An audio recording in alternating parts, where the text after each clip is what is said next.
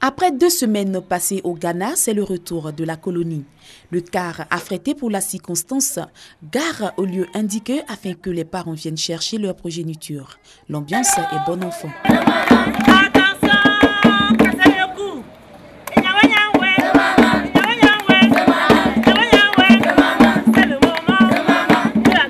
Pendant 2 semaines, vraiment, la maison était vide. Ils nous ont manqué les cris, les questions. Bon, les retrouvailles sont bonnes. Lorsqu'arrive le moment de la séparation, encadreurs et enfants se serrent les uns contre les autres. C'est l'émotion.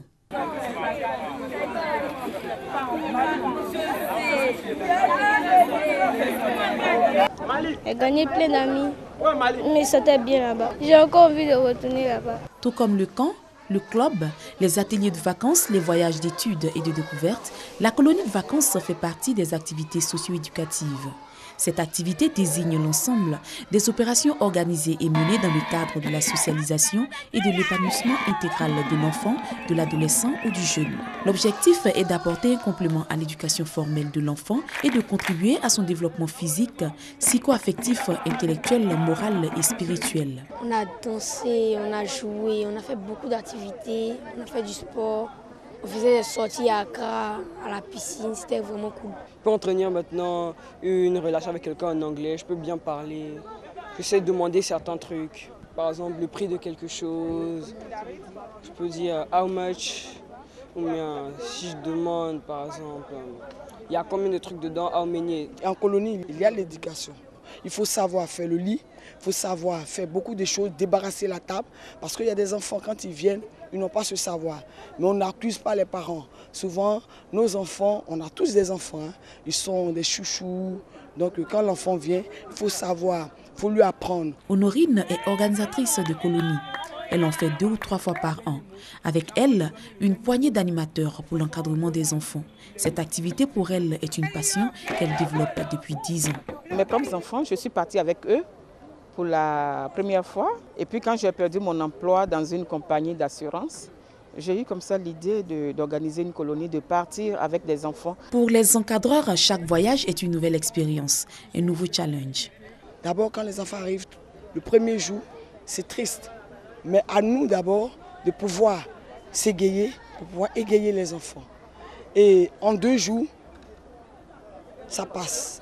Et l'enfant, il rentre dans le bateau, il est vraiment égayé, il refuse même de rentrer en famille. Des prestations appréciées par bon nombre de parents qui se disent prêts à débourser au moins 300 000 francs CFA par enfant, sans compter l'argent de poche pour satisfaire leur progéniture.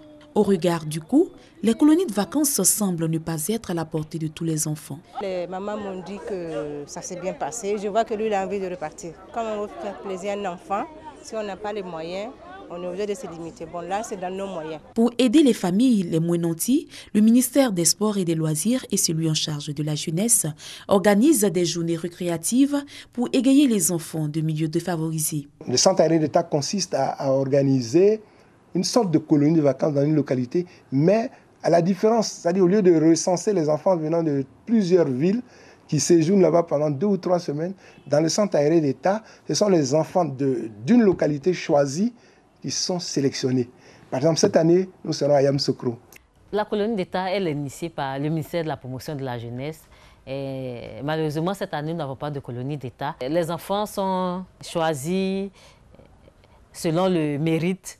Il y a des années où on a primé l'excellence, ou bien on a primé, ou bien on a mis en avant les enfants qui n'ont pas de moyens. L'organisation d'une colonie de vacances est conditionnée par l'obtention d'une autorisation délivrée par le ministère de la Jeunesse, de l'Emploi des Jeunes et du Service civique. Il faut d'abord être de bonne moralité, parce que ce sont des enfants.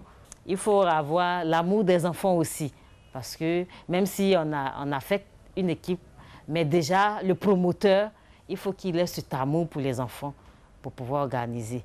Il faut nous fournir un projet éducatif. Le projet éducatif décrit déjà toutes les attentes de la structure. Il faut que le centre qui va recevoir les enfants ait des aires de jeu. Parce que quand on parle d'enfants, il faut mener des activités avec eux. On va demander la liste des enfants, le sexe, et puis pour pouvoir leur affecter une équipe. L'équipe d'encadrement, ce sont des encadreurs qui sont formés par le ministère de la Jeunesse et des Sports. Ce stage se déroule en général pendant les congés de Pâques, sur 5 à 6 jours, pour leur inculquer les méthodes d'animation au centre de vacances. Selon le ministère en charge de la jeunesse, plus de 30 colonies sont organisées chaque année.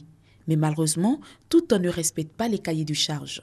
En pareille situation, il leur est simplement retiré l'agrément.